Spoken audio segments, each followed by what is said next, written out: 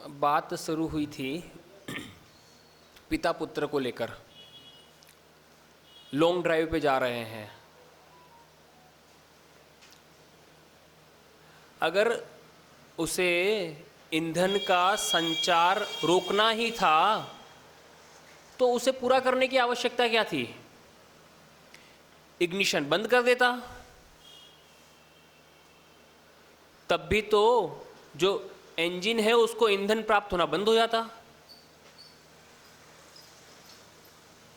Break नहीं लग रहे थे गाड़ी के और उसने कहा इतना लंबा चलेंगे कि गाड़ी के अंदर जो फ्यूल है, ईंधन है, वो समाप्त हो जाए, वहाँ तक चलेंगे। तो मुझे एक चीज़ समझ में नहीं आई कि उसने गाड़ी का इग्निशन बंद क्यों नहीं किया।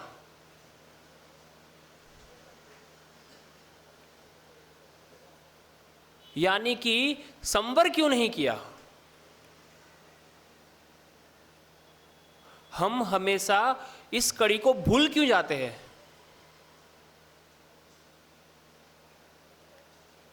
आपका कहना है कि सारे कर्म निर्जरित हो जाए तो मोक्ष हो जाए, पर संवर के बिना कभी सारे कर्म निर्जरित हो ही नहीं सकते। कितनी ही लॉन्ग ड्राइव पे चले जाओ, अगर आप लॉन्ग ड्राइव पे निकले हो बिना ब्रेक की गाड़ी के साथ में, तो जरूरी है कि आपका फ्यूल खत्म होने से पहले कोई अकस्मात नहीं होगा या आप सही सलामत पहुंच जाएंगे। तो गाड़ी का इग्निशन बंद कर दो, ब्रेक पे से, क्लच पे से और एक्सीलेटर पे से पैर हटा लो, गाड़ी अपने आप कुछ समय में रुक जाएगी।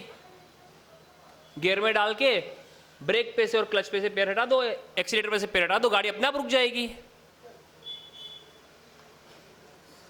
पर हमने जो कसाय रूपी एक्सीलेटर पे पैर रखा हुआ है उसको हम हटाने को तैयार नहीं है और इंतजार कर रहे हैं कि हमारे जो कर्म रूपी ईंधन है वो समाप्त हो जाए या गाड़ी का जो फ्यूल है वो समाप्त हो जाए।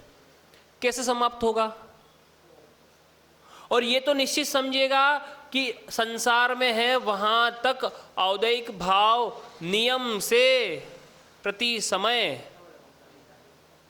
रहेगा ही। उदय में कोई ना कोई कर्म, कोई ना कोई कषाय आती ही रहेगी जो आपको स्वभाव में जाने से रोकेगी। और ये भी समझिएगा कि वो उदय में आएगा और आपको विभाव में लाएगा और नया कसाय रूप ईंधन आपके कर्मों में ऐड होता रहेगा, समाप्त होने वाला नहीं है। चारों गतियों में घूम लो, चारों गतियों में कसाय रूपी ईंधन जितना आपने व्यय किया उससे कई ज्यादा गुना 60 गुणी हानि के रूप में या 60 गुणी वृद्धि के रूप में आता ही रहेगा। संख्यात भाग, असंख्यात भाग, अनंत भाग, संख्यात गुणी, असंख्यात गुणी और अनंत गुणी रूप में वो वृद्धि करता ही रहेगा जब तक आप संवर नहीं करेंगे, यानी कि इग्निशन बंद नहीं करेंगे, यानी कि उसको विभाव रूपी फ्यूल मिलना बंद नहीं करेंगे, ईंधन मिलना बंद नहीं करेंगे।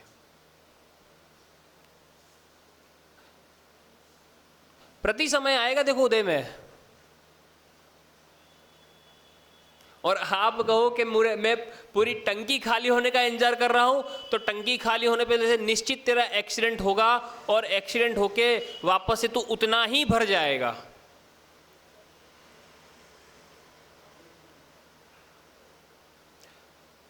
विचार करें।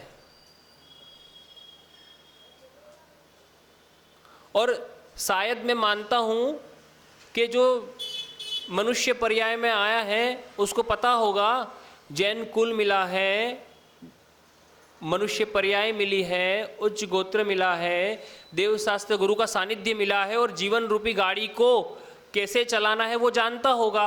उसी प्रकार से जो बच्चा गाड़ी में बैठा अपने पिता को लेकर, वो जानता था कि गाड़ी को कैसे कंट्रोल करना है। और अगर आप अपने जीवन की गाड़ी को कंट्रोल नहीं कर पा रहे हैं तो आगे जो भी होगा उसके जिम्मेदार आप खुद होंगे।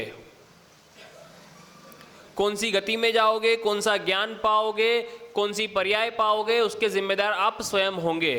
कितनी इंद्रियां पाओगे उसके जिम्मेदार आप स्वयं होंगे।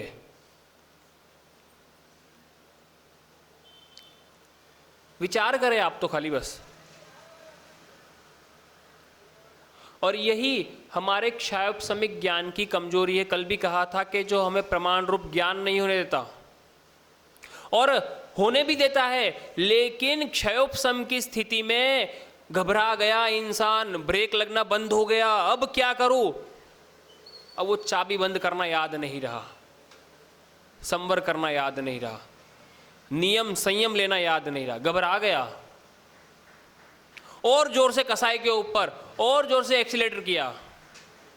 सोचता है जितना ज्यादा एक्सीलरेट करूंगा उतना जल्दी जल्दी ये कसाई खत्म होगी, उतनी जल्दी जल्दी फ्यूल खत्म नहीं होगी। क्या अग्नि में घी की आहुति ज्यादा देने से अग्नि शांत होती है क्या?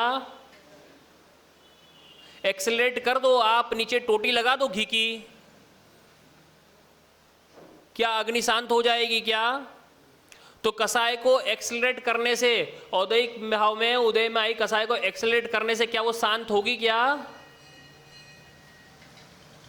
अकस्मात हो जाएगा, अकस्मात हो जाएगा ना, यानी कि दुर्घटना हो जाएगी। और कल ही पढ़ रहे थे कहीं पर, वहां पर लिखा था कि जैसे रुधिर को साफ करने के लिए समर्थवान नहीं है, वैसे कसाई भी कसाई को कभी साफ नहीं कर सकती। कसाई कसाई को साफ थोड़ी कर सकती है। क्रोध कर रहा है, क्रोध के ऊपर और क्रोध कर रहा है, लोभ कर रहा है, लोभ के ऊपर और लोभ कर रहा है, क्या उससे कसाई शांत होगी? क्रोध के लिए तो आपको क्षमा का जल चाहिएगा। जैसे रुधिर को साफ करने के लिए पानी चाहिए ना, वैसे क्षमा का जल चाहिएगा। मायाचारी को साफ करने के लिए आर्जव चाहिएगा। आप कहो मैं मायाचारी कर रहा हूं और चोरी कर लूं और झूठ बोल लूं, तो क्या मायाचारी शांत हो जाएगी क्या? यह समझना कि एक्सेलरेट करने से कभी भी शांत नहीं होगा, बल्कि स्थिति, अनुभाग, प्रकृति और प्रदेश, जो चार रूप जो बंध है ना, वो और प्रचुर मात्रा में होगा, प्रचुर मात्रा में होगा। इसीलिए कहा संवर करना है तो इग्निशन बंद कर दो कषाय का, आ जाओ पारिणामिक भाव में, प्रयास करो क्षयोपशम में से क्षायिक में आने का। प्रयास तो कर सकते हैं, नहीं इस भाव में नहीं आ सकते ये, लेकिन प्रयास तो कर सकते हैं कि नहीं कर सकते? पर फिर भी हम एक ही चीज मांगते हैं, मेरा क्षयोपशम बढ़ जाए।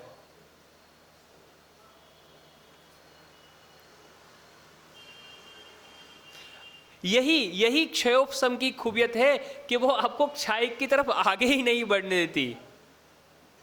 और देखिए क्षयोपशम का विषय देखिए कि किसी आज एक पूरे ह्यूमन बॉडी को ले ले, एक मानव शरीर को ले ले, तो भारतवर्ष में कोई एक ऐसा डॉक्टर है जो पूरे ह्यूमन बॉडी का स्पेशलिस्ट है। जनरल डॉक्टर्स की बात नहीं कर रहा, स्पेशलिस्ट डॉक्टर की बात कर रहा हूं।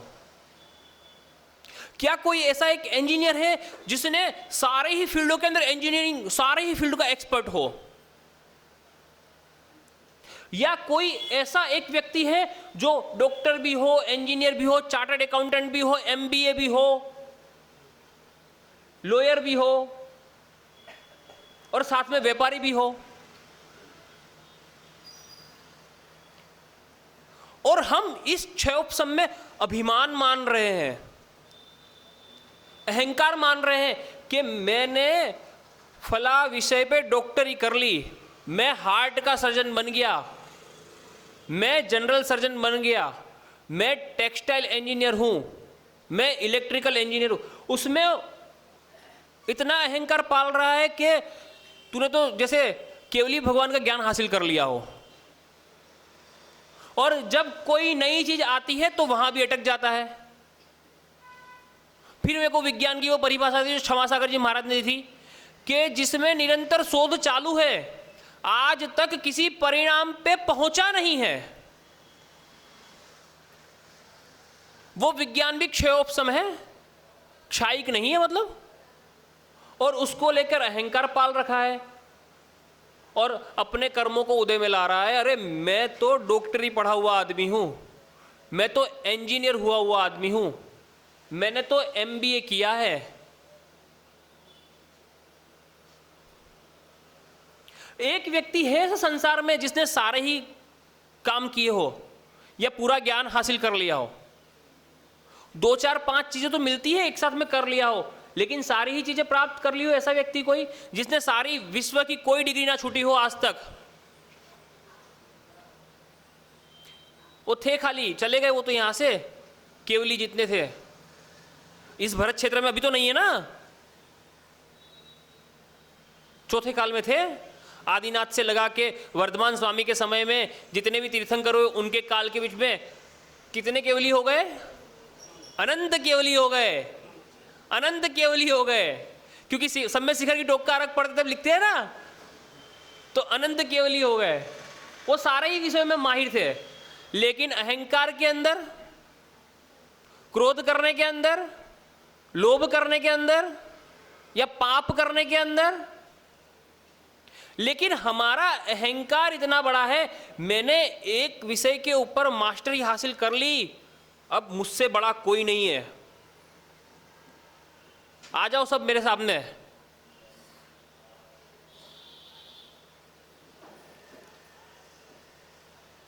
हमारे एक अंग्रेजी के शिक्षक थे स्कूल के अंदर, वो पढ़ाया करते थे, तो चर्चा चली तो हमने बोला सर आपको स्वप्न तो अंग्रेजी में आते होंगे।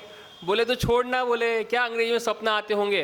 बोले अगर कोई 2 लाइन इंग्लिश में बोलो, तीसरी लाइन हिंदी में ही निकलेगी, बोले या गुजराती में ही निकलेगी। तो मैंने कहा फिर इंग्लिश का इतना अहंकार? अब बोले अहंकार ही है, बोले बाकी कुछ नहीं है, खोखले हैं अंदर से, खोखले हैं। अहंकार कौन करता है कि मैंने इतना ज्ञान हासिल कर लिया, मैं क्यों? क्योंकि वो दिखाने से डरता है कहीं कोई मेरे से ऊपर तो नहीं है। और जबकि जानता है कि क्षयोपशम ज्ञान है जो पूर्णता को प्राप्त नहीं हुआ है, फिर भी वो क्षयोपशमिक ज्ञान को लेके अहंकार करता है और कसाय को एक्सेलरेट करता है और सोचता है कसाय को एक्सेलरेट करूंगा तो कसाय खत्म हो जाएगी।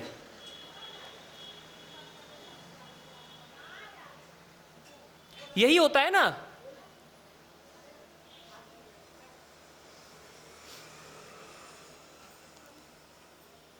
लेकिन विचार करें कि ये सब जो भावों की चर्चा चल रही है ना, ये उसके अंतर्गत ही है कि जो भाव है ना वो वास्तविकता में। और हम जो है पंचम काल के अंदर हमारी सबसे बड़ी कमजोरी है कि हम मोस्ट ऑफ यानी 99% भी कम होगा, उसके ऊपर भी जितने हो जाए 100% में शायद कुछ पॉइंट कम रह जाए, वहां तक के सभी लोग क्षयोपशम भाव में ही हैं।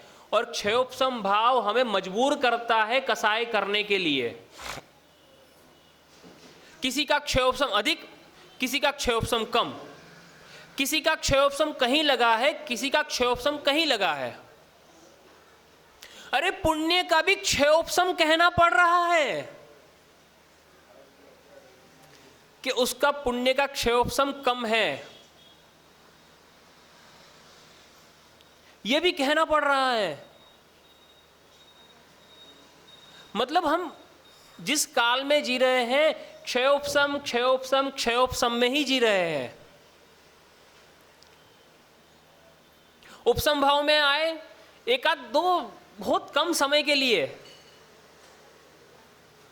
और एक ही बार आ सकते हैं। पंचम काल के अंदर तो कोई व्यक्ति उपशम भाव के अंदर एक ही बार आ सकता है, क्योंकि द्वितीयोपशम सम्यक तो संभव है नहीं, और प्रथमोपशम सम्यक एक ही बार होगा, दूसरी बार होगा नहीं इतनी छोटी सी आयु में।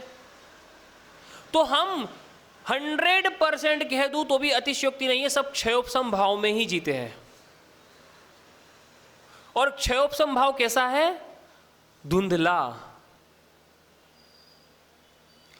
और धुंधले में यानी कि हमें ऐसा लगता है कि हम अंधे में काना राजा हो गए, जो हमें अहंकार करने के लिए मजबूर करता है अहंकार करने के लिए।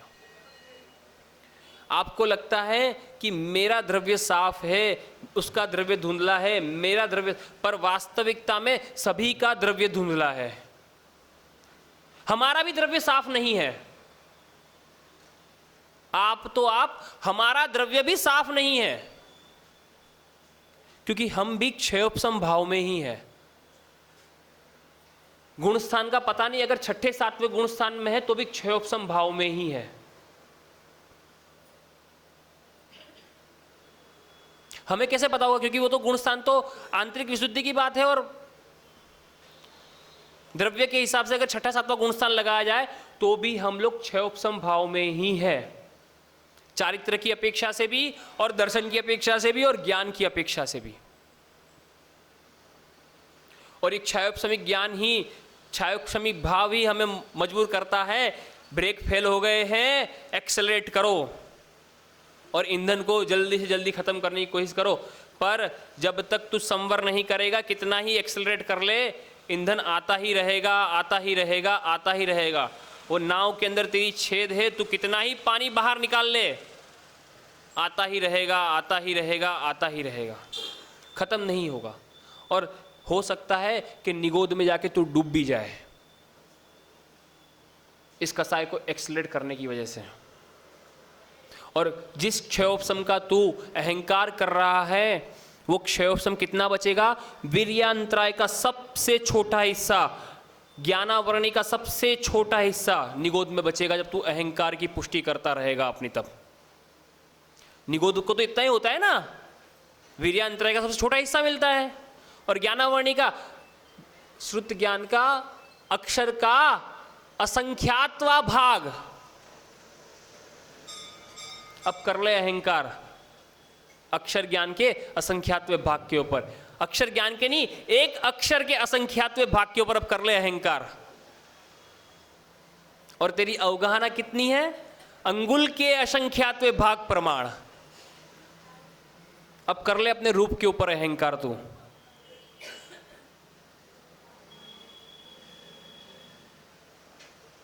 वास्तविकता में क्षयोपशम ज्ञान की खूबियत यही है कि वो जहां से लेके निकला है ना, वहीं पर लेकर पटक देगा आपको, अगर आपने उसके ऊपर गुमान कर लिया, उसके ऊपर कसायों का एक्सेलरेट कर दिया तो। और हम यही करते हैं। क्षयोपशम ज्ञान की खूबियत, क्षयोपशम भाव की खूबियत यही है। और हम बार बार ये कहते हैं क्षयोपशम बढ़ाना है, क्षयोपशम बढ़ाना है, क्षयोपशम बढ़ाना है। क्षायिक भाव में आने की बात नहीं करते, पारिणामिक भाव में आने की बात नहीं करते। जिससे भी पूछते उसका क्षयोपशम बहुत अच्छा है, उसका क्षयोपशम बहुत अच्छा है। अरे भैया, उसका क्षयोपशम अच्छा है, तू उसके क्षयोपशम को देख के ये प्रयास करके मैं क्षायिक भाव में आ जाऊं तो मुझे कहीं भी क्षयोपशम देखना ही ना पड़े। सिद्धों को तो अब आवश्यकता ही नहीं है, केवली भगवान को भी अब, ठीक है ना। तो इस विषय पर आगे और भी चर्चा चलती रहेगी, जब तक चलेगी वहां तक। आप लोग जब तक स्वीकार करेंगे, जिस दिन प्रतिकार करेंगे महाराज जी बस बहुत हुआ तो उस दिन कर देंगे, ठीक है ना। तो इसी बातों के साथ अपनी वाणी को विराम